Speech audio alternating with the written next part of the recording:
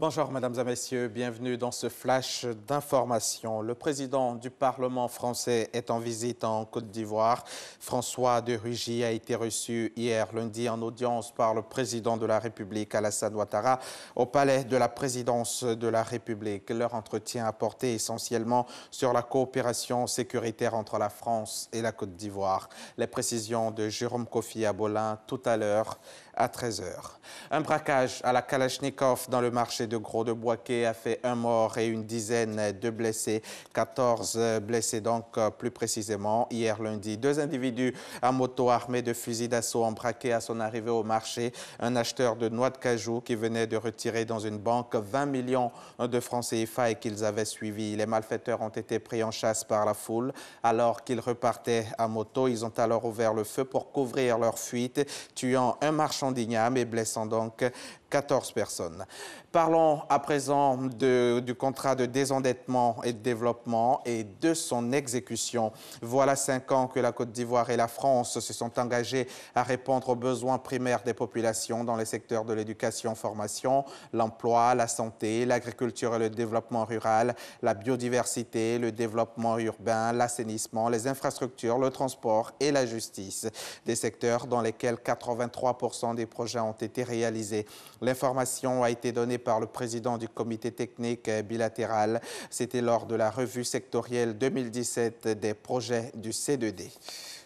Le CNRA, Centre national de recherche agronomique, en collaboration avec l'Institut international d'agriculture tropicale, a organisé une rencontre d'experts de la culture de l'igname. C'était hier 26 février. La rencontre s'est inscrite dans le cadre du projet Africa Yam avec pour objectif de valoriser et d'améliorer la productivité des espèces d'igname en Côte d'Ivoire. De nouvelles variétés d'igname à fort rendement ont ainsi été présentées par les chercheurs au cours de cette rencontre. Les détails avec Jean-Luc Bangbo. Le 28 février, en Côte d'Ivoire, l'igname voit son développement affecté par de nombreuses contraintes liées aux attaques de parasites ou à la faible productivité du matériel végétal. Les chercheurs ivoiriens ont ainsi développé de nouvelles variétés qui permettent aujourd'hui de lutter contre la baisse de productivité de l'igname. Nous avons pu créer de nouvelles variétés qui sont plus résistantes aux maladies, qui sont de bonne qualité culinaire et qui n'ont par exemple pas de points noirs. Nous avons aussi des variétés qui ont de bons rendements. Les rendements actuels vont autour de 6 tonnes à 10 tonnes hectares. Aujourd'hui, nous avons des variétés qui peuvent aller jusqu'à 30 tonnes hectares. Depuis 2014, la Côte d'Ivoire a intégré le projet Africa Yam, dont l'objectif est d'accroître le rendement et d'améliorer la qualité de l'igname. Trouver de nouveaux types d'igname qui soient de bonne qualité culinaire, qui sont résistantes aux maladies et qui répondent aux besoins des utilisateurs. La production d'igname en Côte d'Ivoire est estimée aujourd'hui à 6 millions de tonnes. Elle représente à elle seule 31% de la production totale de vevriers du pays. L'actualité internationale à présent. Au Burkina Faso, un procès très attendu s'ouvre ce mardi. C'est celui des responsables présumés du coup d'État de 2015. Un an à peine après la chute du régime de Blaise Compaoré, des militaires de la garde présidentielle avaient tenté de prendre le pouvoir et de renverser le gouvernement de transition. Comme l'année précédente, la pression de la rue a fait basculer la situation. Les manifestants et l'armée burkinabé avaient fait échouer le putsch. 84 accusés comparaissent donc à partir de ce mardi.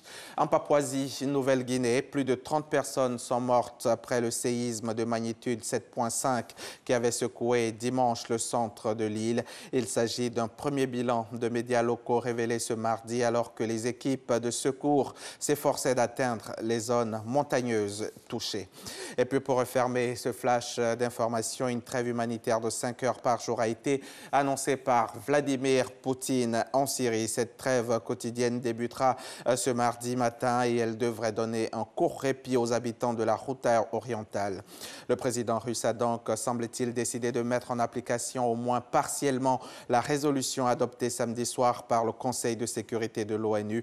C'est un point positif, mais cela ne veut pas dire pour autant que le pilonnage exercé par l'armée syrienne cessera le reste du temps. C'est la fin de ce flash. On se retrouve à 13h pour le point complet de l'actualité.